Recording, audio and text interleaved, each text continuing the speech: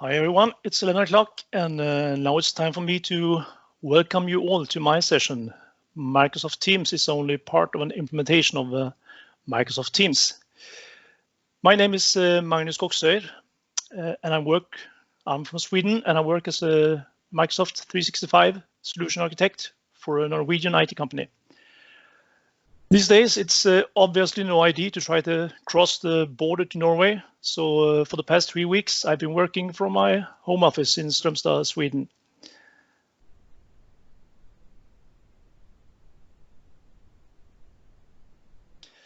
Speaking of working from home, in addition to attending this virtual Teams Fest, I guess most of us work from home now these days.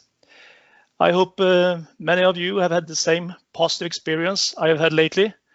There's been a lot of laughter and it spikes up in these misery days. Video meetings from home offices make you know your colleagues in a completely different way. It seems that people dare to be themselves in a completely different way than you are used to.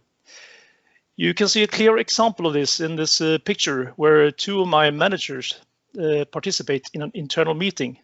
I want to clarify that we do not have exactly the same dress code when we meet with our customers. One wonders how well we would have handled today's situation just a few years ago when many of us were still using file servers where we stored our documents, VPN to access these file servers, and email to send documents as attachments when we wanted feedback on our work. Most of us have probably used SharePoint and OneDrive for many years and thus been able to co-edit and access our files in the cloud. And we have been able to have dialogues about files by sending links and emails, and this has often generated several eternity loops of mail dialogues. What we really have missed until the launch of Microsoft Teams has been the collaboration dimension that posts, chats, and video meetings gives us. And I dare to say that Microsoft Teams have now saved us, many of us, from the productivity barriers and enabled us to continue working with the maintained efficiency so that we can keep our businesses open. Speaking about working from home, a relevant point is that we are not limited to being able to just work from home, but we can work from anywhere. If you're stranded in your summer cottage, sitting in a hotel room, or wherever you are, you can work almost as before, of course, provided that you have access to the internet and your computer. What we as consultants have previously advocated has now become reality for most of us, and the last few weeks have been a gigantic global proof of concept with a more or less uncontrolled user adoption. So, what is it that we can do today that we could not do just a few years ago? Well, with Microsoft Teams, we can meet from anywhere using video meetings. We can chat from anywhere using private chat. We can collaborate from anywhere in Word, PowerPoint, and Excel. We can call from anywhere using Teams calling, and we can broadcast from anywhere using live events. Everything above we can do on any device. But is it just plug and play? Well, yes, theoretically, we can let the broad masses loose to establish new teams and let each individual configure their teams themselves.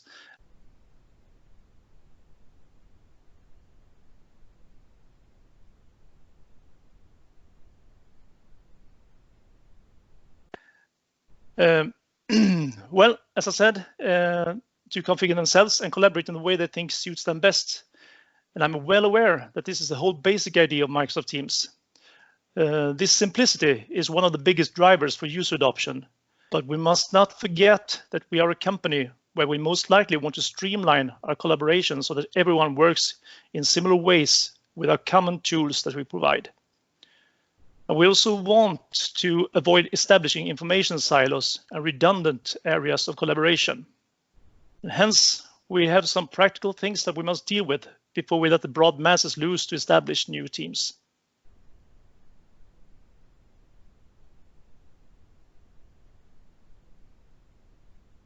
So, what do we have to consider? Since the title of this session is Microsoft Teams is only part of an implementation of Microsoft Teams, you may have already guessed that there are a number of areas that you need to think about, and you're absolutely right about that. As you can see and understand, Microsoft Teams is not just about Microsoft Teams. It's about strategy and user adoption, where our overall perspective is Microsoft 365. First of all, you need a strategy in order to rig the organization for success. And then you have to decide the ambitions and the profit goals you have. And as usual, it is a great advantage if these goals are measurable. And keep in mind that the goal is relatively worthless if not everyone involved is aware of it, and if you do not know what to do to achieve it. So you have to find out what the organization wants to achieve and set those organizational goals, preferably with the measurable KPIs. You have to establish competence goals, which builds up under the organizational goals, and define target groups, and define what features do the users have to master.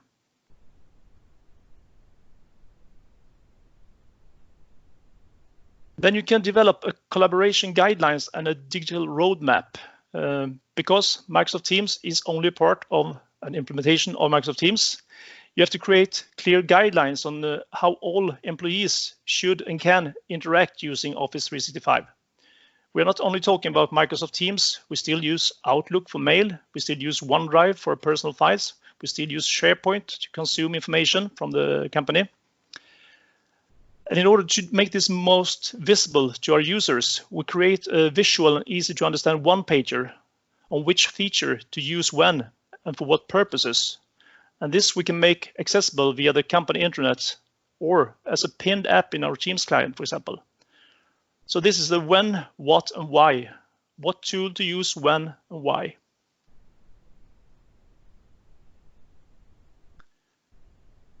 Then you have to create a communication plan. A communication plan is a very important detail for the coordinating the efforts we need to make to ensure that everyone gets the information they need when they need it. And here you define what information is to be communicated to the different target groups, in what form it should be done, and when it should be done.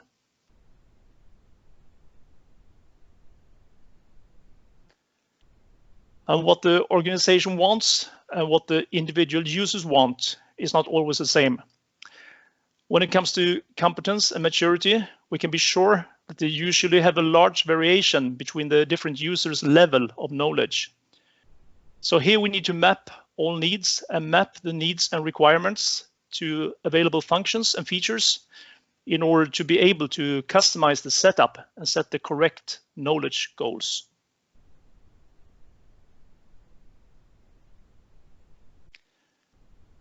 And don't forget that this is not just about training when we talk about user adoption. We have to perform the entire change journey with a clear and targeted communication. We need to do service both before and after to see the status. We need to have a training program and training materials tailored for the different target groups. We also need monitoring and analysis of reports. For example, Microsoft 365 usage analytics. And we have to do continuous follow-up and counseling to the users. And of course, we need to use our most valuable resources, whatever you want to call them, internal supporters, sponsors, ambassadors, ninjas, champions.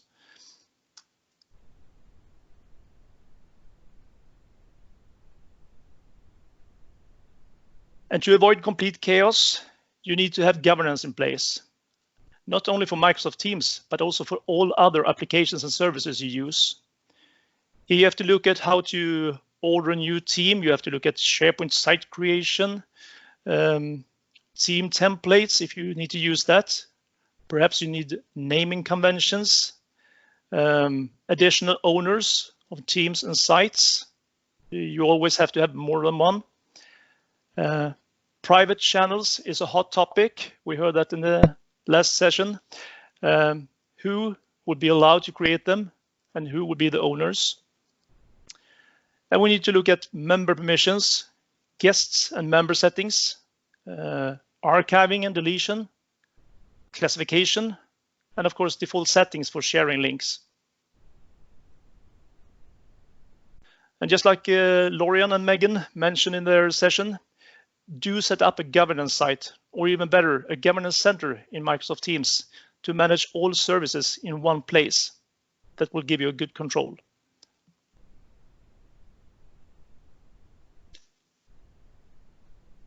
Identify your weaknesses. Well, we all have our weaknesses, and most important of all is to be aware of them so that we can take the necessary steps to avoid unwanted events.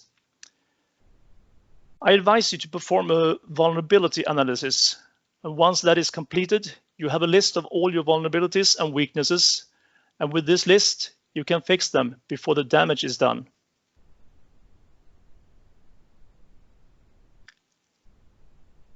So what about security? If your environment is not secured from the ground up, then it's not very worthwhile to try to secure only Microsoft Teams. It is not enough to control access to Teams by owners or members or any private channels or unique access at the document level. You should absolutely secure your entire IT environment at every stage. And as I said, Microsoft Teams are just a part of your collaboration platform. So you need to see the whole picture and the big perspective.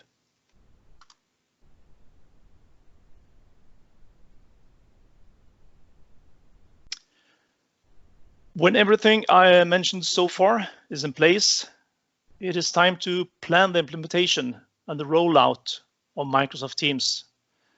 And compared to everything else, this becomes more or less a piece of cake.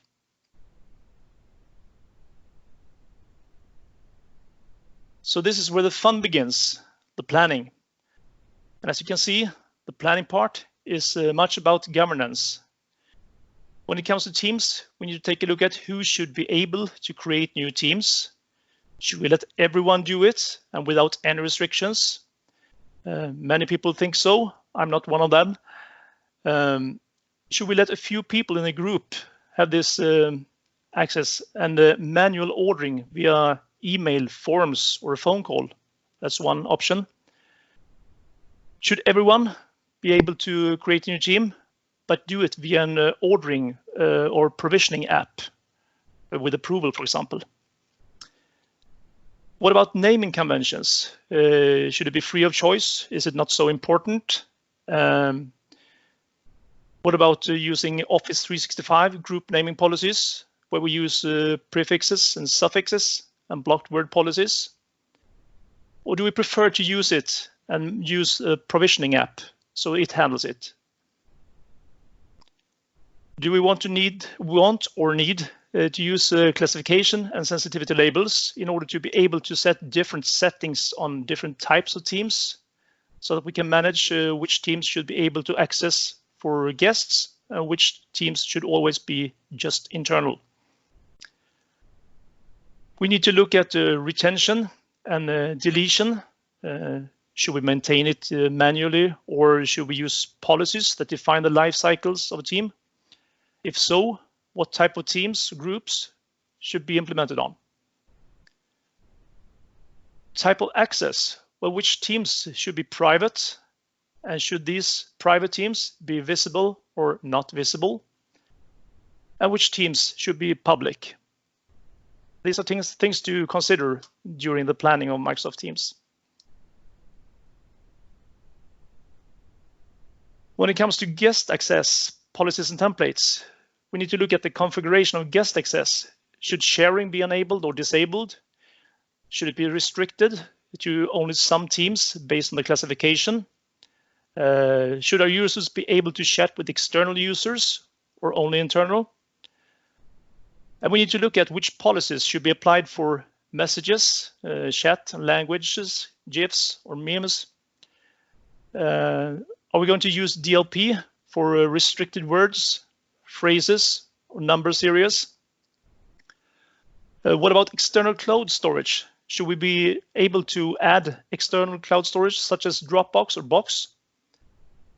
And private channels, should it be allowed to use them or not? If so, who should be able to create them? Everyone or just a few? And also see which members or which owners do we need for the private channels.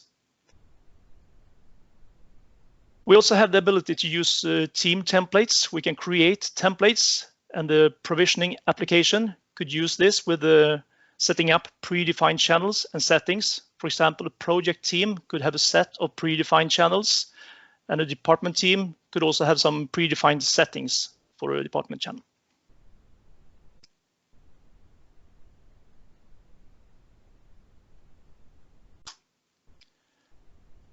So how should we monitor that teams are used properly? Well, to get an overview of this information and receive notification of unwanted events, we have access to a number of dashboards and reports. For example, we want to see if our users prefer to create and use private group chats instead of channel posts. We might want to be able to see if OneDrive is used more than SharePoint and Microsoft Teams. And we want control over when teams are deleted and maybe have an overview of owners and private channels. These overviews and reports we can get in Teams Analytics and reports in the Microsoft Teams Admin Center. We have the Microsoft 365 Usage Analytics, which is a brilliant tool for user adoption follow-up, both before, during, and after the implementation. We have the Microsoft 365 Admin Center, where we can get an overview of guest users. We have events in the audit log and Security and Compliance Center, where we can track if teams are deleted, if any other restrictions or events we want to have alerts on. We can get a group overview in Azure AD and Exchange Admin Center, and we can use third-party reporting tools.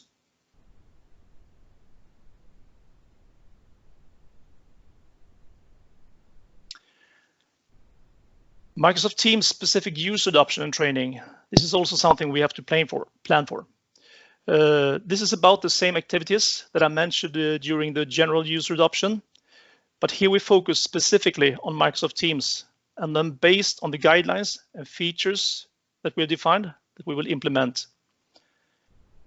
And here I recommend that you take a look at the Microsoft Teams Adoption Guide, which is a very good and informative interactive guide that shows you how to get started and what to think about when it comes to Teams adoption.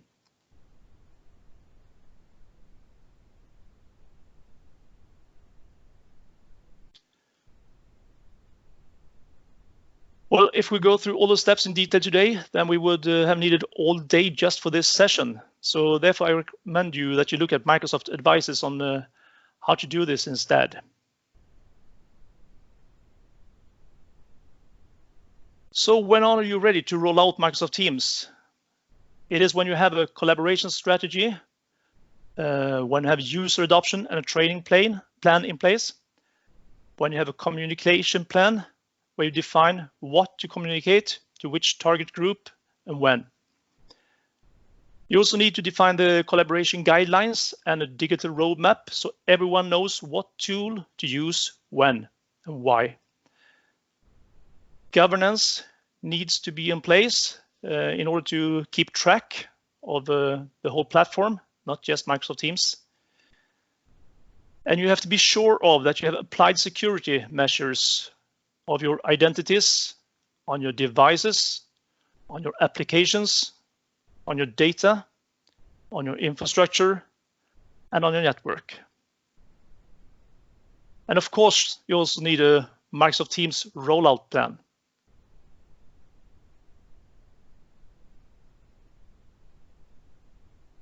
To summarize this, it's perfectly okay, or it's even great that you have started using Microsoft Teams to get started quickly with your home offices and video meetings. What is very important now and must not be forgotten is to make sure that you also create a secure and structured collaboration platform that is not only used for home offices and video meetings. Microsoft Teams is so much more, and it's still a small part of implementing Microsoft Teams.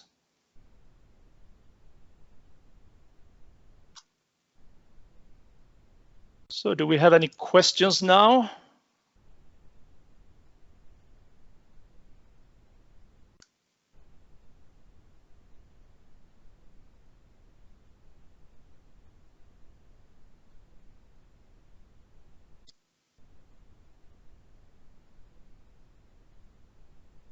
No questions or comments?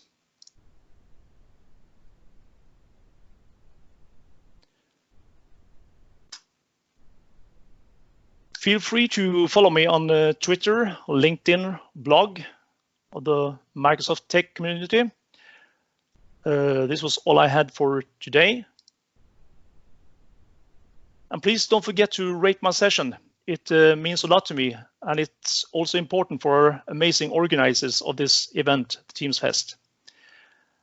And of course, we appreciate if you show your love for this event on Twitter using the hashtag TeamsFest.